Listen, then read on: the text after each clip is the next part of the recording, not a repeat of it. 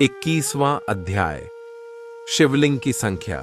सूत जी बोले, महर्षियों, पार्थिव लिंगों की पूजा करोड़ों यज्ञों का फल देने वाली है।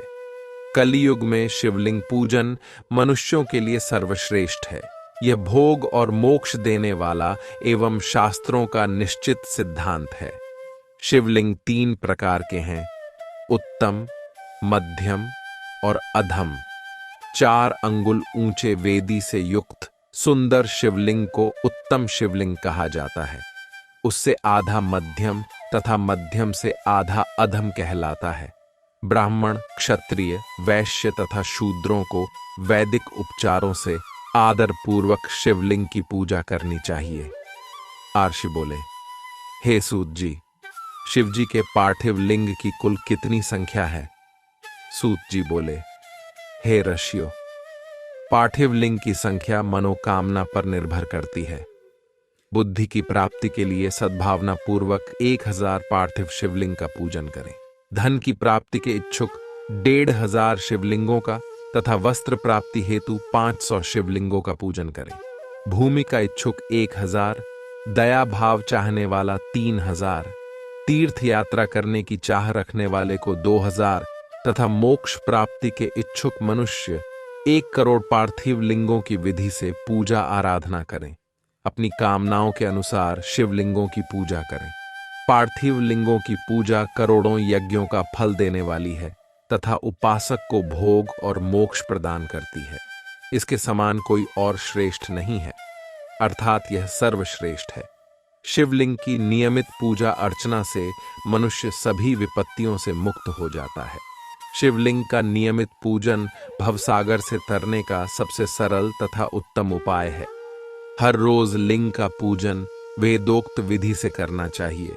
भगवान शंकर का नैवेद्यांत पूजन करना चाहिए।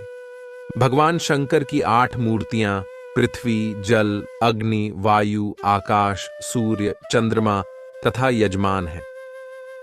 इसके अतिरिक्त शिव, भव, रुद्र, उग्र, भीम, ईश्वर, महादेव तथा पशुपति नामों का भी पूजन करें।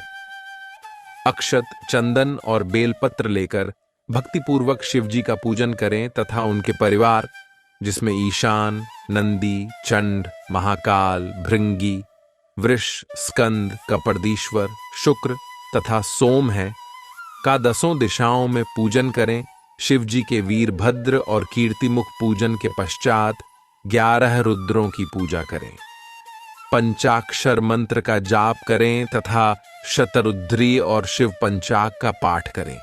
इसके उपरांत शिवलिंग की परिक्रमा कर शिवलिंग का विसर्जन करें। रात्रि के समय समस्त देव कार्यों को उत्तर दिशा की ओर मुंह करके ही करना चाहिए। पूजन करते समय मन में भगवान शिव का स्मरण करना चाहिए।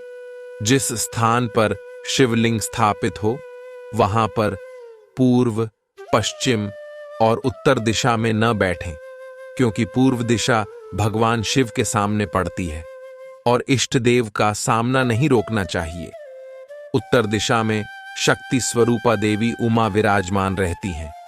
पश्चिम दिशा में शिव जी का पीछे का भाग है और पूजा पीछे से नहीं की जा सकती, इसलिए दक्षिण दिशा में उत्तराभिमुख होकर बैठना चाहिए। शिव के उपासकों को भस्म से त्रिपुंड लगाकर रुद्राक्ष की माला, बेलपत्र आदि लेकर भगवान का पूजन करना चाहिए। यदि भस्म न मिले तो मिट्टी से ही त्रिपुंड का निर्माण करके पूजन करना चाहिए।